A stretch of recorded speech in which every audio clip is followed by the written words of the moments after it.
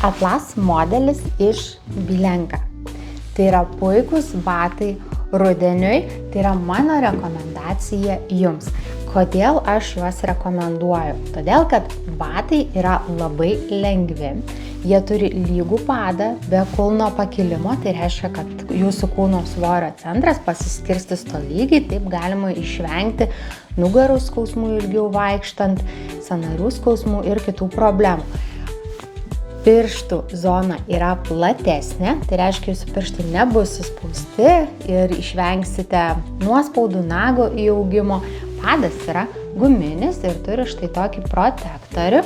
Padas yra lankstus, ne tik per šitą vietą lankstosi, bet svarbu, kad lankstosi ir pirštų zonoje, nes einant pirštai turi judėti. Kas yra labai gerai ir ką matom iš tikrųjų, kad labai pasiteisina, tai užtrauktukas rudeniniuose batuose. Dėl to, kad tai yra palengvinimas, apsiavimas, nusiavimas batų. Tai yra daug greičiau ir daug patogiau negu būtų tik raišteliai.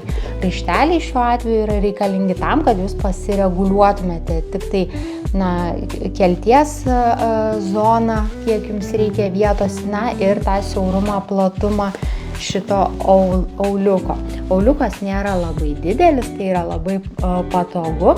Galima avėti tiek su kelnėmis, tiek prie sijono, tinka ir vyrams, ir moteriams, nes matote, modelis iš tikrųjų toks labai universalus. Viduje yra vilnos veltinio pašiltinimas. Tai iš tikrųjų tokiam rudeniui ar šiltesniai žiemai tikrai pakanka, kai kurie klientai net ir žiemos metu vaikščioja su šitais batais.